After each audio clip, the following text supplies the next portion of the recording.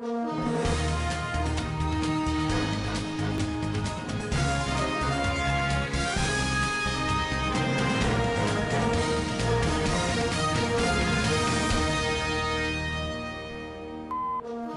remands 56-year-old man accused of raping 3-year-old girl.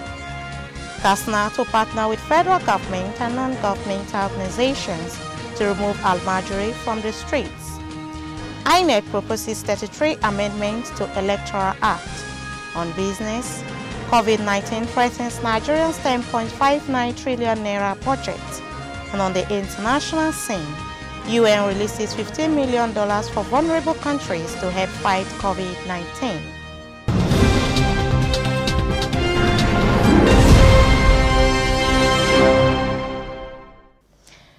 Welcome to Standard Voice Television News. I am Musa Joy Onyoza. Now the news in full. An upper Sharia court at Svtv in Zamfara State has ordered the remand of one Bala Haruna, alias Orange Gada 56, in correctional custody for allegedly raping a 3-year-old girl. The accused was dragged to the court by the Office of the Attorney General of the state after the case was initially reported by the girl's mother, Hadiza Salisu, at the Svtv Divisional Police Station. The accused person, however, pleaded not guilty to the charge. The prosecutor, Babangida Shehu, told the courts that the office contravened Section 131 of Zamfara Sharia law. He said that the prosecution was ready to present evidence against the accused on the next adjourned date. The judge Yusuf Ruwan Dorawa adjourned the case to March 16th for further hearing. The Katsina state government has disclosed plans to partner with non-governmental organizations and the federal government to take Almajiri pupils and homeless children off the street and begging for alms by formalizing the Islamic system of education. The state governor Aminu Bello Masari made the disclosure while playing host to an Islamic organization, saying he sees no reasons why a child will be left by his parents to unknown destinations in a quest for knowledge and endangering his life, whereas it is the sole responsibility of his parents to care for him. The governor further stressed the need to restructure the Almajiri system of education in the state by taking statistics of the pupils and ascertaining their status while introducing Western knowledge, particularly mathematics and English language lessons. He said children sent to Islamic schools from their homes will not benefit from this scheme, but the ones being targeted are those that left their villages, states, and found themselves in the schools. He said they want to introduce English and mathematics to them so that they can know how to learn skills as they grow. The governor said the essence is to change the narrative in the state that over 900,000 children are out of school and make assessment from various schools to know those who are not from the state and those that are indigenous. Alhaji Bello Masari urged the Islamic organization to support the program to see the light of the day and noted that education is the key to a successful living. He lamented that the precarious situation the state has found itself was as a result of illiteracy and drug abuse, hence the need for Muslim clerics to rise up to the challenge to address them. He said, as a leader, you have great roles to play with the teachers in your respective schools by drawing their attention on this. The Independent National Electoral Commission, INEC, is proposing 34 amendments to the Electoral Act. Its Director of Legal Services, Oluwatoyin Babalola, said there are certain shortcomings in the electoral legal framework that needed to be addressed through legislation. Also, Lagos State Resident Electoral Commissioner Sam Olumeku said the delimitation of constituencies was long overdue in accordance with the 1999 Constitution.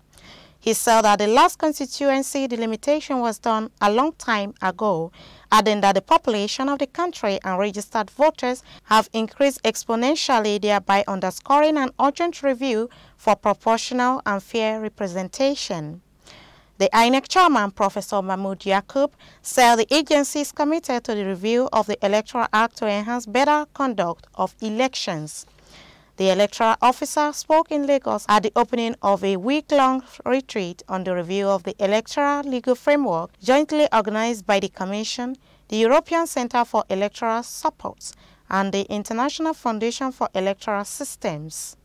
On Thursday and Friday, members of the National Assembly and committees on INEC and electoral matters will join the retreat for what Professor Jacob described as an in-depth review of their proposal and the Commission's input. Mr. Babalola said the lacuna in the provisions of the Extant Electoral Act 2010 as amended have been identified and highlighted by INEC and stakeholders, adding that there have been calls in recent times for amendment to address the lacuna to foster better elections. She recalled that while INEC's proposals were accepted, the amended Electoral Act was not signed into law by the executive, noting that the retreat was organized to enable the electoral officials to contribute ideas and harmonize the inputs. The Lagos Reg emphasized the importance of special courts for electoral offenses, adding that the special court should have a defined time frame for prosecution and speedy administration of justice. On electoral litigation, Olumekun said the Commission should critically examine the issue of conflict of interest among our external solicitors that represent the petitioners in other matters. The Commission should ensure that such solicitors do not represent any petitioner throughout the period of election petitions in the tribunals and courts of competent jurisdiction. Professor Jacob said the retreat was organized to finalize the Commission's comprehensive proposal to the National Assembly for amendment to the electoral legal framework. He said the draft is ready but requires further internal review ahead of submission to the National Assembly. The INEC chairman said the review of the Electoral Act will increase citizens' confidence, enhance the transparency and credibility of the electoral process, entrench internal democracy within political parties, reduce violence, expand the scope of participation for women, youth, and people living with disability, deepen the use of technology, and foster independence of INEC.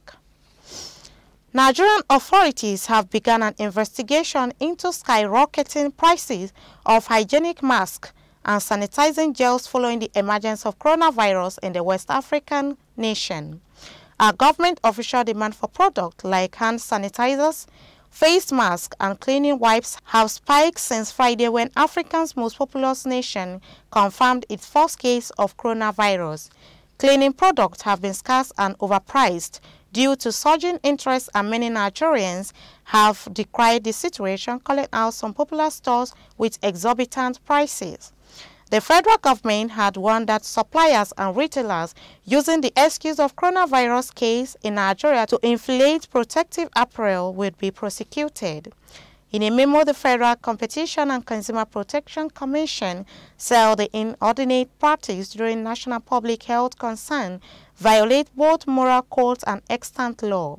But despite the warning, prices kept increasing rapidly throughout the weekend in many superstores in Abuja, Nigeria's Federal Capital Territory. Checks by Premium Times in mega stores like ShopRite, Panda, Game, Nestcash, and Carry, among others, showed bare shelves for protective apparels. Many residents who were scampering for products amid scarcity met even higher prices at the few stores that still have stock. A spot check at different pharmacy shops in Utako reveals that the same brand and size of a hand sanitizer, Punknosis, is being sold at different exorbitant prices ranging from 2,500 to 3,000 naira. The presidency has expressed sadness and regret over the latest bandit attack in Kaduna State that killed several people and left many injured. From reports received, it is obvious that these bandits are unleashing their fury and frustration on innocent people because of the ongoing military police offensive against them in the Birnin-Gwari and Kuduru forests. The administration said it will not be blackmailed by criminals to abandon the current military operations against them. President Buhari assured the people of Kaduna State and other parts of the country that his government would continue to deploy all available resources to fight these cold-hearted bandits with a view to bringing them to their knees. These criminals should make no mistake that they can establish a reign of terror on the people without feeling the full might of the government, which was elected to protect the citizens. The president, while expressing profound commiserations to the victims of this heinous attack in Kaduna State, sent a strong warning to the killers that they would soon be dealt with. The Nigerian government says 473,137 Nigerian youths have been enrolled into its National Social Investment Program.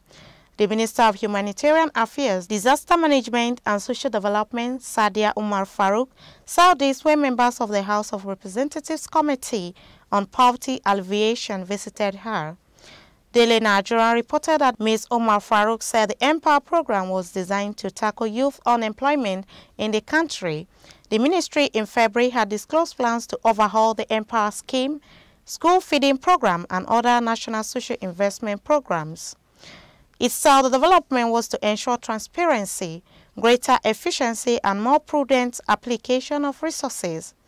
As at February 25th, there are 473,137 Nigerians enrolled into the program. The Empower Graduate Program is a federal government direct intervention to tackle youth unemployment and re-energize public service delivery in 4 key sectors, that is, education, agriculture, health, and task. Ms. Umar Farouk said the mandate will be achieved by training and providing jobs for 500,000 young Nigerian graduates across the 774 local government areas of the Federation.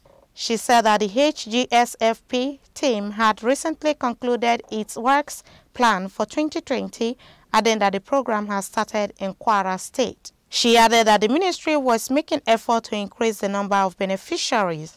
Speaking earlier, the chairman of the House Committee, Abdullahi Salami, said poverty was the root cause of crime in the society. The management of Jaiz Bank, led by the managing director Malam Hassan Usman, were in Maiduguri for a meeting with Governor Babagana Umar Zulum, during which the presentation of relief items comprising of food and non-food items were made to the governor of Borno State, Professor Babagana Zulum. Governor Zulum, during a brief presentation ceremony that took place at the Government House, Maiduguri, expressed his appreciation to the bank. The governor said what matters is not the quantum of the materials, but the spirit behind it, and expressed gratitude to the bank as well as prayed Allah to reward them. He gave the assurance that the government of Borno State will continue to support them. Earlier in his presentation remark, Malam Hassan described the presentation as the bank's support to Borno State government in the areas of livelihood to the internally displaced persons, adding that the items are 600 bags of rice and 300 pieces of clothing materials. We'll be right back after this short commercial break. Stay tuned.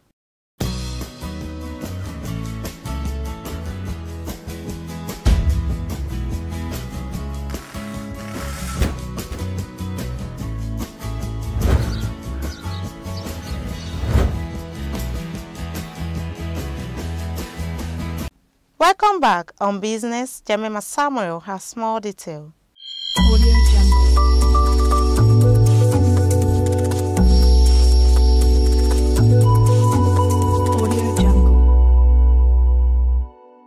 Thank you and welcome to Business Desk. Following the continued slide of the price of crude oil in the international market, the country's ability to implement this year's budget of 10.59 trillion naira may be in jeopardy. For instance, in the last 2 months, Brent crude oil has fallen from $67 to $51 per barrel, a development that experts say portends danger to oil-producing countries, and if this continues, it is feared that the country, which relies on revenue from crude oil to sustain her economy, will be badly hit. To further short hopes of a possible rise in crude oil price is the outbreak of carnivorous in China, a development that has resulted in the closure of several factories in the Asian country. This is also said to have affected the demand of crude oil in China. The managing director of Powercam Nigeria Limited, Mr. Biodun Ogunleye, in a chat with the nation, warned that if the price of crude oil continued to fall globally, then the backlash would fall heavily on Nigeria. He said given the fact that Nigeria is heavily dependent on crude oil for sustenance, coupled with the fact that the country has benchmarked the 2020 budget on 10.59 trillion naira at $57 per barrel, he observed some dangers for Nigeria. Mr. Ogunleye said the effects of price fall was being felt in the economy as the country's excess crude account ECA dropped by $253 million in last 2 months. The price of crude oil fell globally, coupled with the fact that they are having reverberating effects on Nigeria's excess crude oil accounts. He added that this implies that the country has no choice than to hope for an increase in the price of crude oil in the next few weeks if it wants to grow its economy well. The ECA was created as a buffer zone by the administration of the former President Olusegun Obasanjo to support the economy in case of a crisis. Similarly, a director, Center for Energy Studies, University of Port Harcourt, Professor Wumi Iledare, said Nigeria cannot be isolated from happenings in the global economy, adding that what the country is witnessing is a reflection of activities in the global scene. He urged the government to diversify its economy, adding that the idea would help in providing the country with multiple sources of income. And that's all we have on Business Desk today. I'm Jemima Samuel. And on the international scene,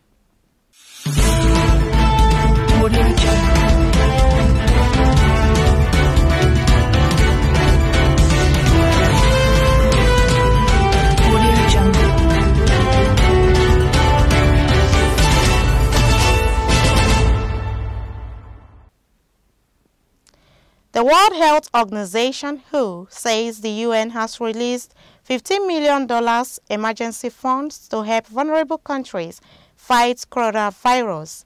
The WHO Director General Tedros Ghebreyesus disclosed this on the agency's Twitter handle @WHO. Mr. Ghebreyesus said that the potential spread of COVID-19 to countries with weaker health system was one of the agency's biggest concerns.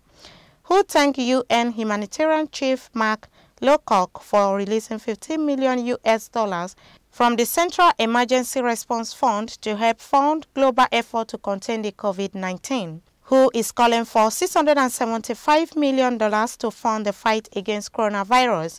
The UN announced that WHO and UNICEF will use the funds to undertake essential activities such as monitoring the spread of the virus, investigating cases and operating national laboratories. In a statement released by Mr. Lowcock, he said that it was not too late to contain COVID-19. However, swift and robust action must be taken to detect cases early, to isolate and care for patients and trace contacts. He stressed the need to act now to stop this virus from putting more lives at risk. The emergency grants will support countries with fragile health systems to boost their detection and response efforts so as to save the lives of millions of vulnerable people. Agency Chief Herinta Fall said UNICEF will use its share of the fund to support the agency's global effort to inform children, pregnant women, and families about how to protect themselves. At this pivotal moment, she said every effort must be made to push back against the outbreak. Globally, there were 1,739 confirmed cases during the 24-hour reporting period between Saturday and Sunday. Following a period of decline in the number of confirmed cases in Hubei province, the epicenter of the virus has risen over the last 2 days. WHO announced that it is monitoring the situation and working to understand its significance. That has been the news from Standard Voice Television. To end the news, a quick look at the major headlines. Court remands 56-year-old man accused of raping 3-year-old girl. Katsina State to partner with federal government and non-governmental organization to remove Almajiri from the streets. INEC proposes 34 amendments to Electoral Act on business. COVID-19 threatens Nigeria's 10.59 trillion naira budget.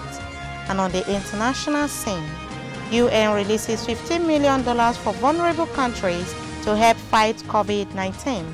That's the news on behalf of the production crew and the head of News and Current Affairs Department, Malam Ibrahim Garbatinau. I still remain Musa Joy Onyoya. Stay tuned.